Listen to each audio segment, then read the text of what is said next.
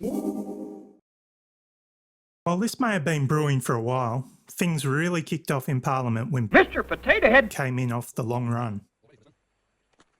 We now see evidence, Mr. Speaker, that the Chinese Communist Party, the Chinese government, has also made a decision about who they're going to back in the next federal election, Mr. Speaker. Now that's open. That is obvious, Mr. Speaker. The Leader of and the they House, have picked this bloke as their candidate.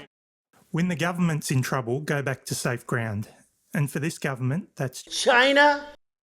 While not a new tactic for Mr. Potato Head, it did force a wild Albanese to appear, to drop some factual information and highlight what was said during the ASIO Director General's annual threat assessment.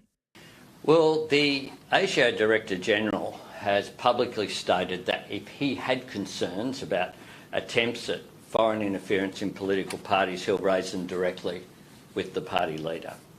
I meet with the ASIO Director General frequently, including just prior to the speech he gave at the Ben Chifley building. And he has never raised the sort of reports that are there other than his public comments in the speech. In that speech, and I draw your attention to it, he said this: attempts at political interference are not confined to one side of politics, and you'd be surprised by the range of countries involved. He then went on to say this, and I'd say this to those people in the government. I understand the government's desperate. Wait up. Was that what I think it was? Rewind. The government, I understand the government's desperate for distractions. I have total confidence in all of my candidates, and the Director General of ASIO has never raised a concern about any of my candidates. And I have spoken, and I asked him, could I indicate that? I have spoken to Mr. Burgess today, and he has reaffirmed that he has not raised concern about any of my candidates. I can't be clearer than that. Mike Burgess, the ASIO Director General, appeared before the Senate estimates hearing on Monday, the 14th of February. As I stated in the speech, I'm not going to identify the jurisdiction because we're seeing attempts at foreign interference at all levels of government in all states and territories.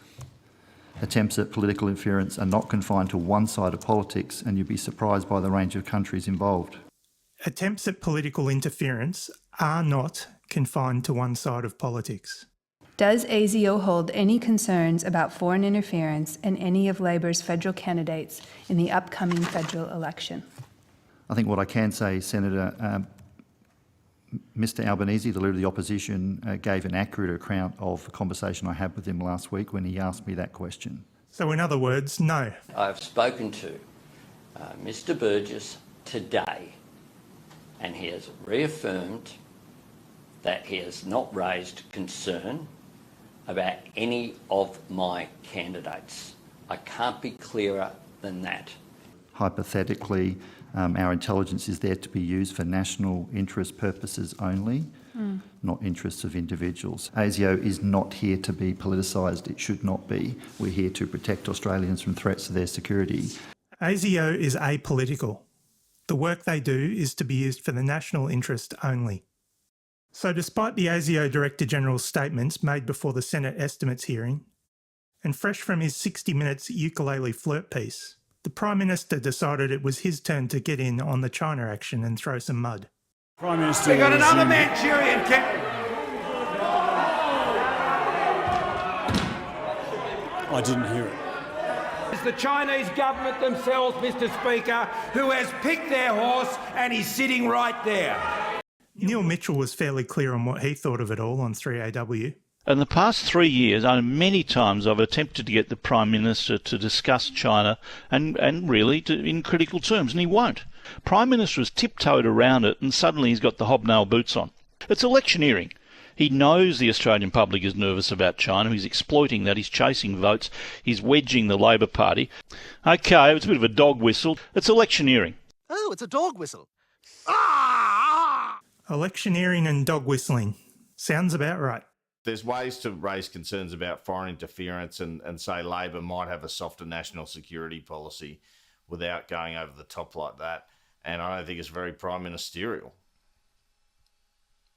Totally agree. I also think it's dangerous, like I said earlier. When the Prime Minister has even got Sky offside, you know he's taken a step too far. All of the government's ranting, I don't know what we're yelling about! Loud noises! led to an almost unprecedented appearance by the ASIO Director General on ABC's 7:30.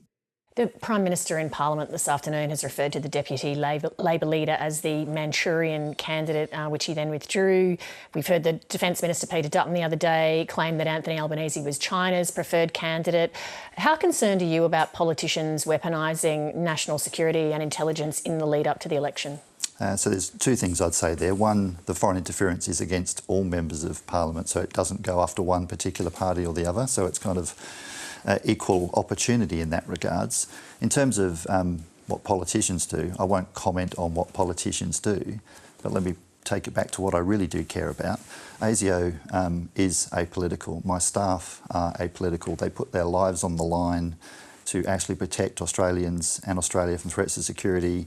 The ASIO Act requires us to be apolitical. I take that very seriously. Well, can't make your job any easier when politicians do politicise it. So I'll leave the politics to the politicians, but I'm very clear with everyone that I need to be that that's not helpful for us. In terms of foreign interference in the federal election, we don't believe that a foreign government could actually change the outcome of our election for a whole range of reasons. So while Mr Morrison and Mr. Potato Head are more than happy to try and stoke fears of foreign interference in China, we have the current Director General of ASIO clearly and unambiguously stating that attempts of political interference are not confined to one side of politics, nor stem from one specific country.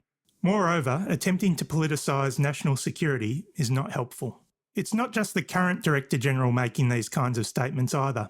Dennis Richardson, the former ASIO director from 1996 to 2005, is quoted in the Canberra Times as saying, "The government is seeking to create the perception of a difference between it and the opposition on a crucial national security issue, China.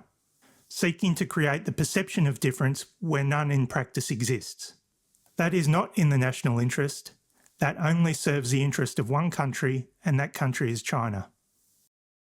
Even after all that, we still saw this media hit piece criticising Albanese for attending and speaking at the opening of a museum, as the headline suggests, after an ASIO warning. Again, Albanese was forced to take some unusual steps to defend himself.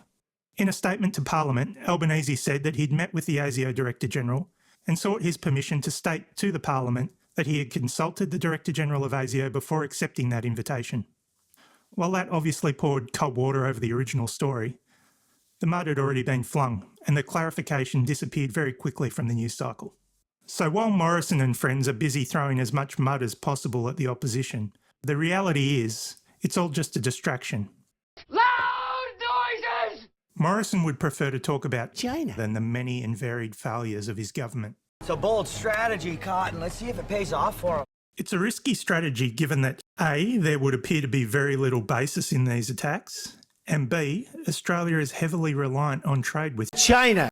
China is Australia's biggest export market by a significant margin. There has also been significant growth in Australia's imports and exports with China during the Coalition's time in government, a time when Morrison has been both Treasurer and Prime Minister. In 2019, Morrison himself was more than happy to talk up the growth in Chinese investment in Australia. The stock of Chinese investment in Australia in 2018 was more than 8 times larger than it was a decade ago. Australia has the most liberal foreign investment regime in our region. We would be mugs. Mugs, only harming our own economic interests if we were to deny our economy access to this capital. This is all without talking about Morrison's involvement in the 99-year lease of the Port of Darwin to China. As much as he'd like to downplay his involvement in the events that led to the signing of that lease, reality is that he was all over it. When the lease was given all those years ago by the previous Territory government, there was no authorisation given by the federal government ever. I know others push that around. That is just simply false.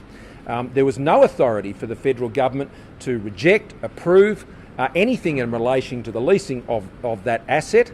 As I said, the Australian government did not authorise it, did not approve it, did not have the power to approve it. After that performance in Darwin, former Prime Minister Malcolm Turnbull came out to clarify things. Turnbull's clearly a guy that keeps receipts. Why do we have to wait for the former PM to call out Morrison's furphies? Shouldn't the media be in a position to do that?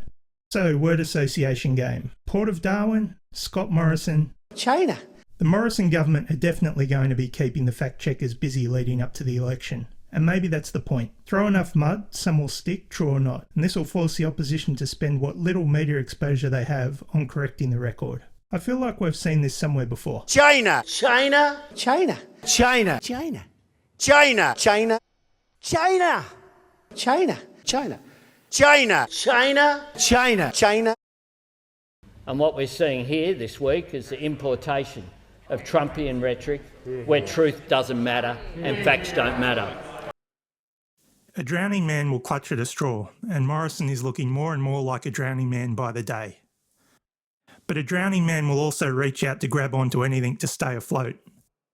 And at the moment, for Morrison, he's grabbing onto national security. Let's hope he doesn't drag it any further under with him.